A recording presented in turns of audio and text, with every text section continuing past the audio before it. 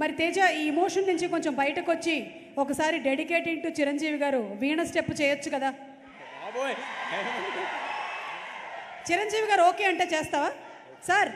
ఓకేనా? Why not? Come on, let's have the music please. ఇక్కడేనా? అక్కడ రండి.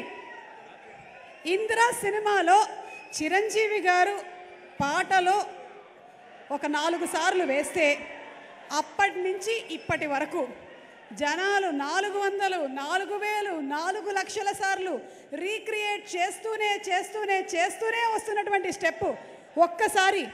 అయితే ఇక్కడ నేను తేజకి కొంచెం ధైర్యం కోసం ప్రశాంత్ వర్మ గారిని కూడా వేదిక మీద రావాల్సిందిగా రిక్వెస్ట్ చేస్తున్నాము.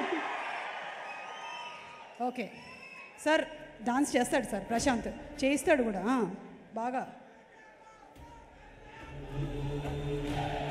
Come on Prashant, you can do it, come on.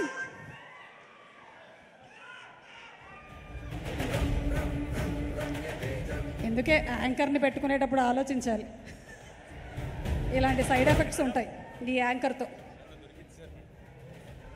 నాకు తెలిసి తేజ, నువ్వు సినిమా అంతా చేయడం ఒక ఎత్తు, ఈ రోజున ఈ పర్ఫార్మెన్స్ అట్లా చిరంజీవి గారి ముందు ఒక స్టెప్ వేయడం అనేది ఒక లైఫ్ టైం అచీవ్మెంట్గా నేను భావిస్తున్నాను. In what ever way it may be. నేను ఈ స్టెప్ ఇవ్వాలి కాదండి, చిరంజీవి గారి ముందు చిన్నప్పుడే చేశాను నేను. సార్ నన్ను అరే ఆ స్టెప్ నేర్చుకుని రారా అని అడిగితే నేను ఒకసారి నేర్చుకుని వెళ్ళి చిరంజీవి గారి ఇంట్లో ఆయన ముందు ఈ స్టెప్ ఆల్రెడీ చేసి చూపించాను. నన్ను ఇవాళ ఇలా నిలబెట్టడం చాలా భయంగా ఉంది, మరి ఏం చేస్తాను నాకు తెలియట్లేదు ఆయన ముందు. నేను అటు చూడకుండా ఏదో ఒకటి చేసేస్తానండి. తేజ నువ్వు ఇక్కడ చేస్తూ ఉండు, అక్కడ ఉండేటువంటి మన ఫ్యాన్స్ అందరూ కలిసి చేస్తారు. Are we ready? Okay, so let's have the music please.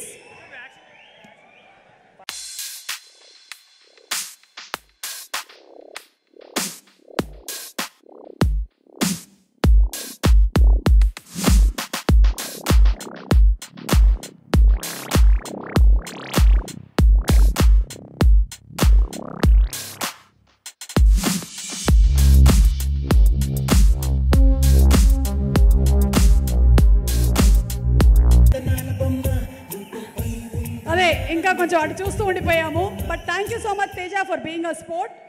మీరు నన్ను చేయమన్నారు ఓకే, వెనకాల చిరంజీవి గారు విజువల్ వేస్తే నన్ను ఎవరైనా చూస్తారా అండి చేస్తున్నప్పుడు? ఎందుకు అనవసరంగా నాతో? ఎవరు చూసినా చూడకపోయినా చిరంజీవి గారు అయితే చూశారు నేను. అది మనకి చాలా important, most important. And thank you Prashant garu, అసలు బాబోయ్ రేసుగుర్రంలో శృతి హాసన్ గారు లాగా భలే చేశారు మీరు.